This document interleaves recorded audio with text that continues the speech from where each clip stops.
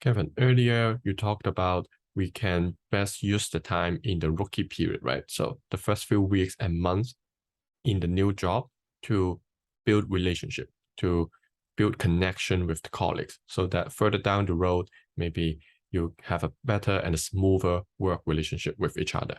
So that got me thinking. So let's say if we transition from one company to another, right? There's always the talk of social capital, political or not political, professional connection inside the company that you worked before and also outside the company. So is there any practical tips on building these professional relationship inside the company and also outside the company that can be one of your social capital that to be carried over along your career? That's my question. Right. So, I look at professional relationship just like a normal human-to-human relationship. I think we discussed it maybe a little bit before about I personally I don't like building relationship and separate them between professional and personal because it just sounds like very transactional, biased, right? Now, I do make a difference between professional and social, okay? But personal, I don't.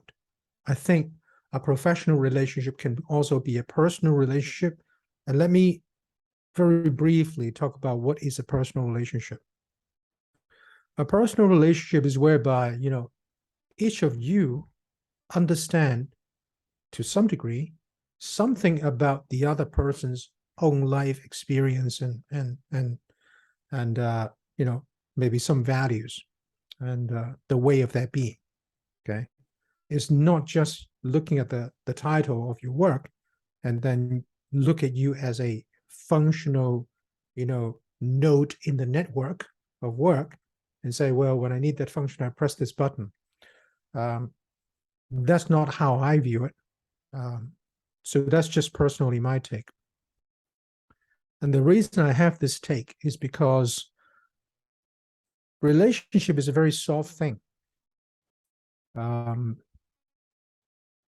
most successful people that I've come across have always blend the relationship into just day-to-day lives. They don't go out of the way to say, I want that relationship, let me go after that. Some people do, I noticed. A lot of people who is in high places, they do that too. A lot of politicians do, but it's just not how I look at it personally, okay? So once you look at a relationship as a personal relationship, the first thing you notice is that I don't just build relationship with people that are useful to me. I build relationship just because I don't know this person. We happen to be together doing something else together. It's good opportunity to get to know each other. I know nothing about this person. So my mind purely is to try to make a personal connection, first of all. And then if the connection then blossom into a relationship, that's great. Sometimes it does, sometimes it doesn't, okay? But if you think about what are the things that we do to do that, well, they're very basic things. For example, you're at the coffee area, the pantry area where everybody's making tea and coffee. And every day you go past, there's always a similar guy or girl making coffee. Maybe you don't say hello on the first day, but the second and third time you bump into them, you might want to say hello because you've seen each other around. And then you might say, hi, I'm Kevin. So where are you? Which department are you from? I've seen you around a little bit, but I never actually said hello. Thought I was a little bit rude. Just just to say something like that, and to see how they respond. And you might strike up a conversation for 2 or 3 minutes, and you have to say goodbye because you've got to go back to your seat. But that's good because you're not looking to build a relationship in one scenario. It's just a beginning. This is a seed, right? You lay the seed. So next time you see each other, there'll be something else you can talk about, and depend on the chemistry between you and that person. It might blossom, or it might just going to remain a very cordial, but professional only kind of relationship, or colleague only kind of relationship. So that's one area in which you can just do that. The other, which is just, as you're walking by, as you walk into the lift, again, you've seen people around. Just be proactive in introducing yourself, or say hello to that person. And just by, hey, I'm Kevin, I've seen you around. Just wondering, what do you do and what's your name? It might sound awkward for someone who never done it before, and it happened to me as well. But once you start to get used to doing it and it becomes a habit, then it is not awkward at all. And you'd find that not that many people are doing it. And there is a distinct advantage when a lot of people know who you are, and not a lot of other people are being known for who they are. So, and I'm not suggesting that this is a popularity context of any sort. I'm not suggesting that at all. I'm just saying, being a normal, friendly, approachable human being is conducive in building a relationship, because you're approachable. People don't see a hidden agenda. People think that you're just straightforward. They can talk to you. They can trust you. You're friendly. Okay. So all these are demeanors, and it might take you some time to naturally exhibit these demeanors, but these are the foundational elements of you being someone who can actually cultivate and nurture relationships. Okay. And other opportunities, like you go into a meeting, you're early, and I suggest that you always be early. Okay.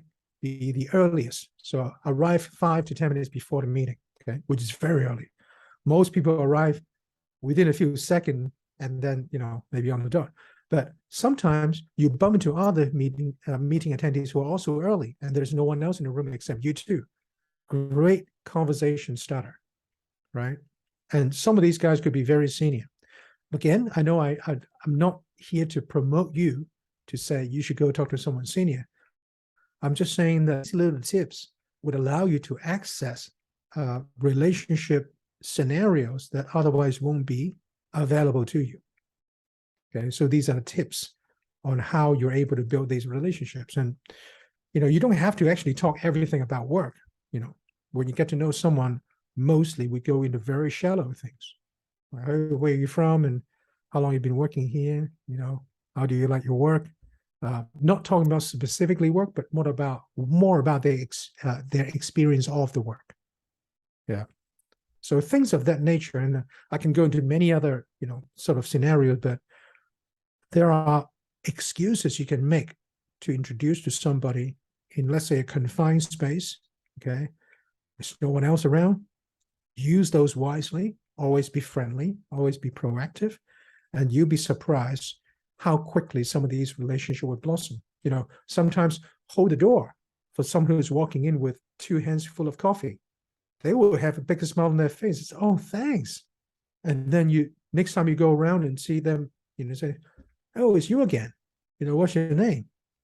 And then there'll be another introduction. So just keep on sowing the seed. Introducing your name, get people used to seeing you around and remember your name and your look. That is so important, generally speaking, anywhere.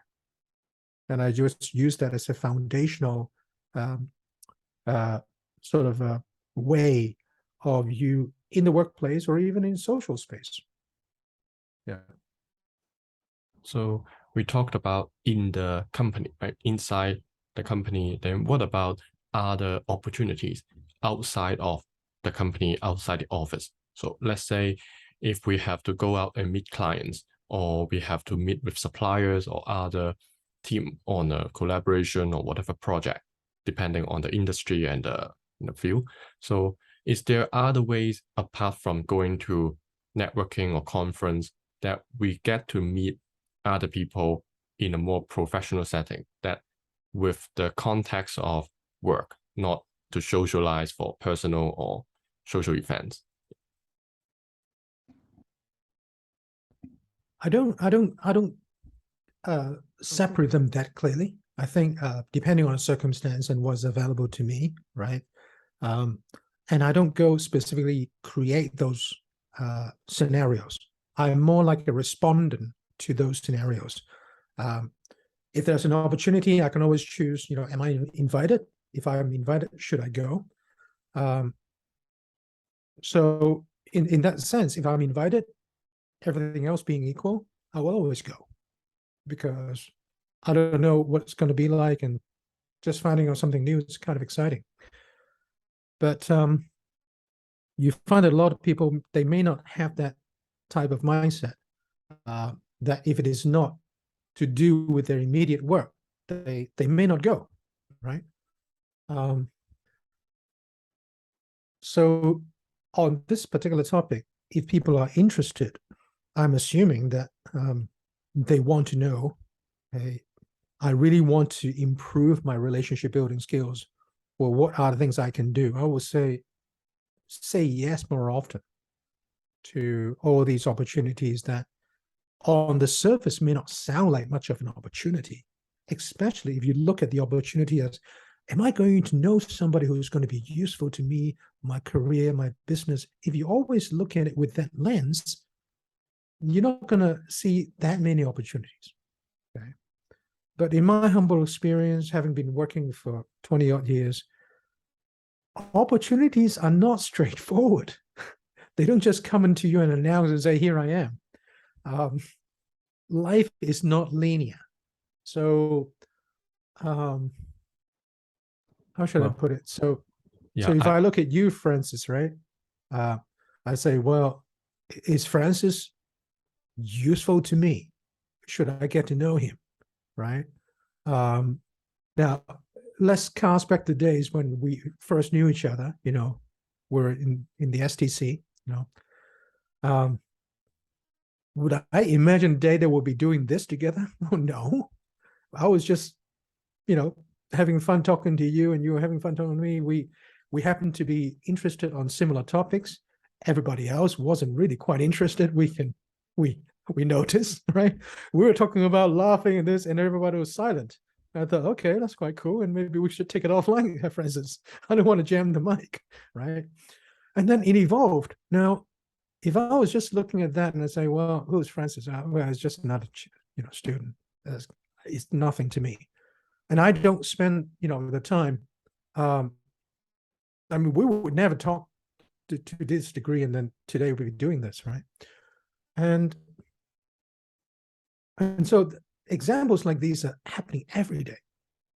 And you notice one thing: relationships takes time.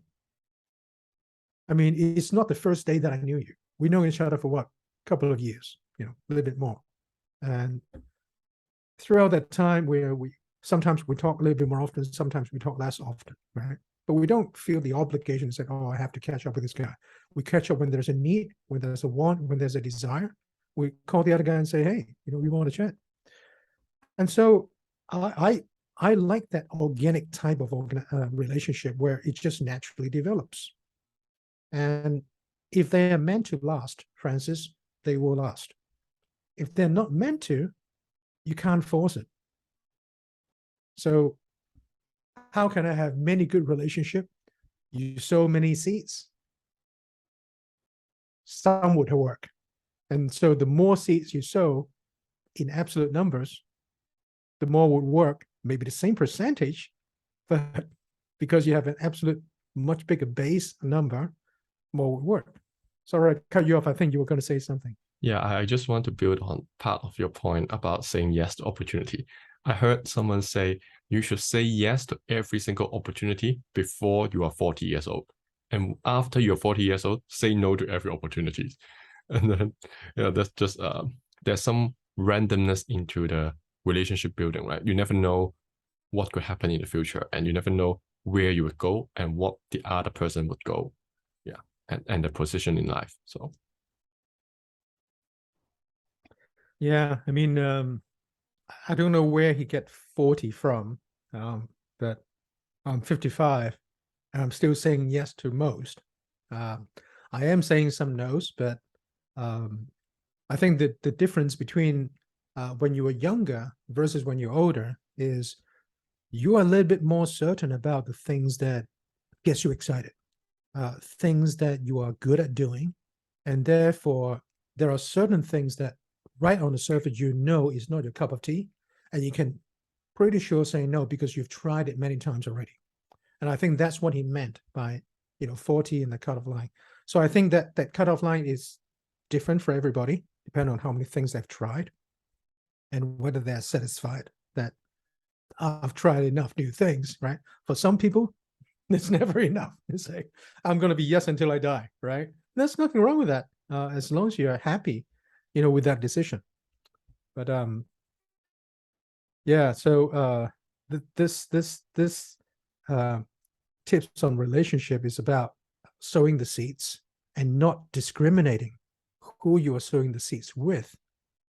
Okay, many times in my own life,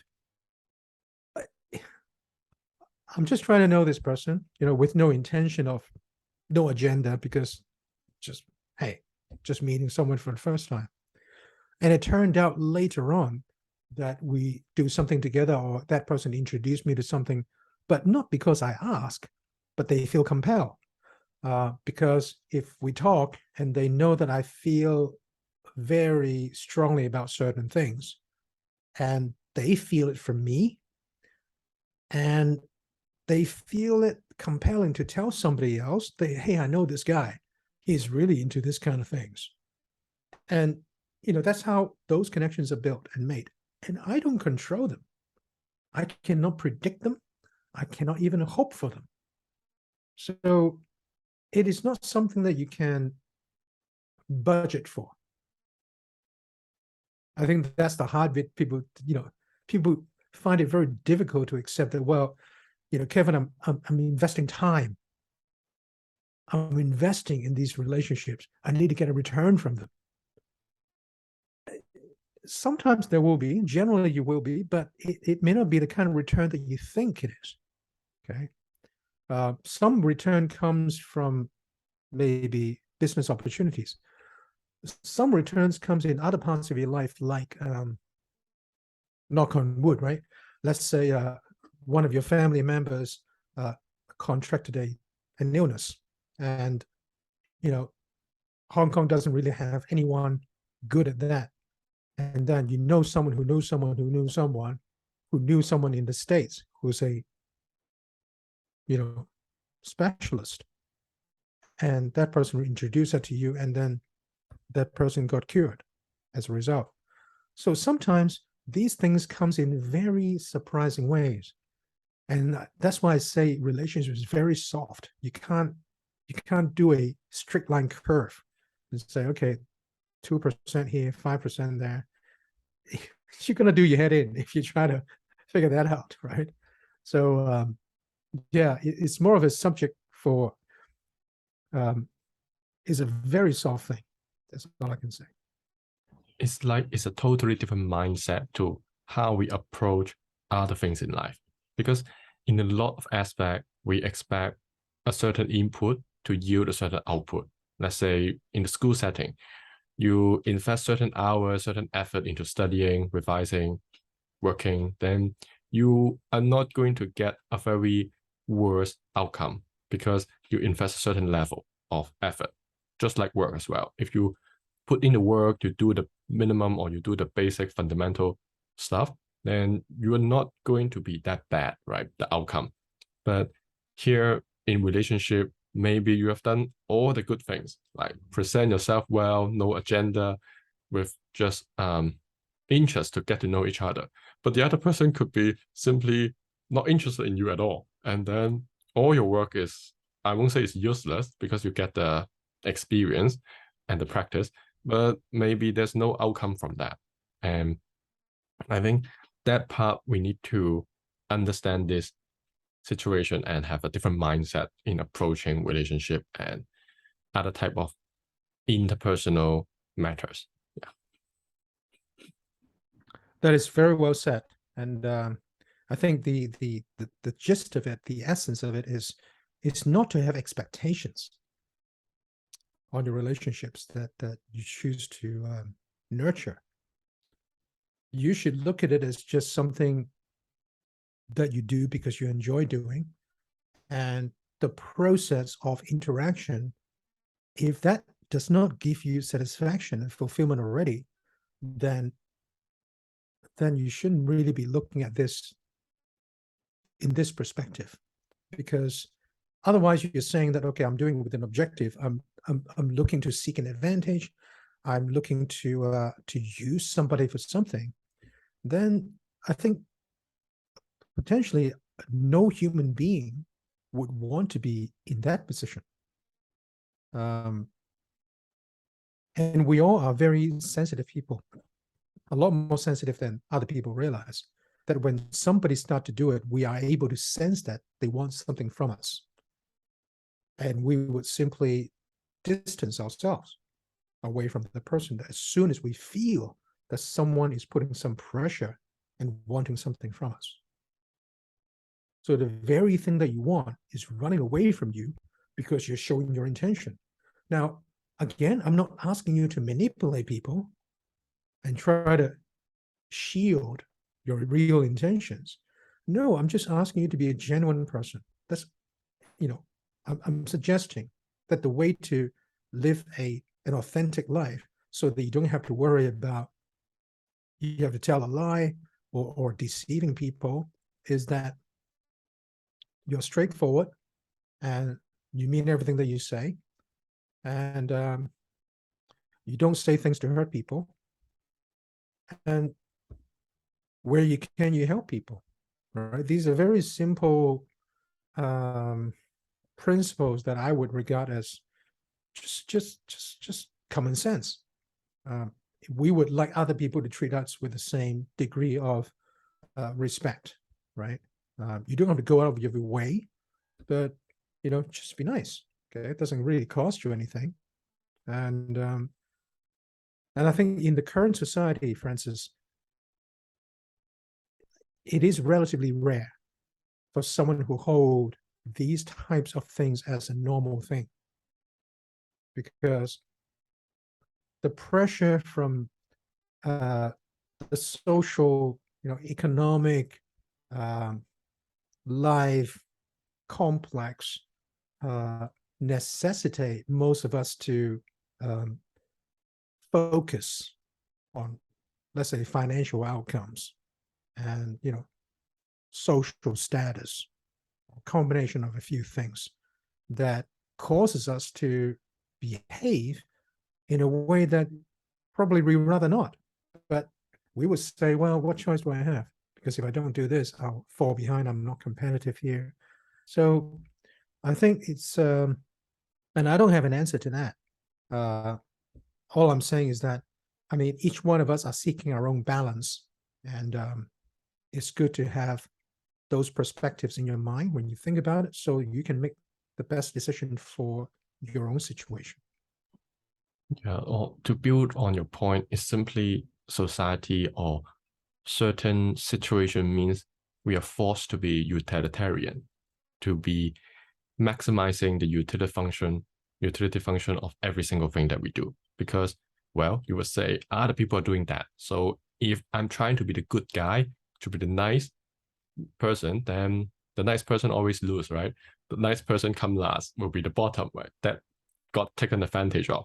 So maybe in one sense, people are trying to protect themselves so that they blend in. When other people are doing the same thing, I have to do the same thing to protect myself.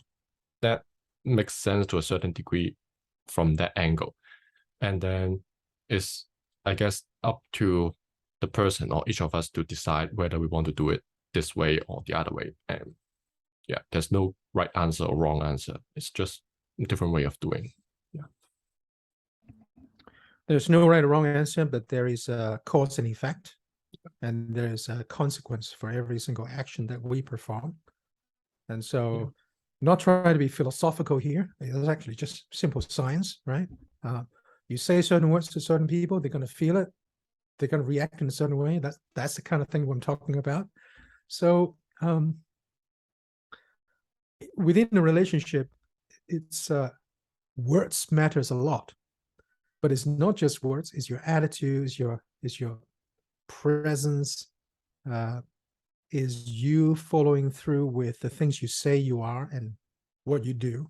So all of those things converge to build your character and build your integrity.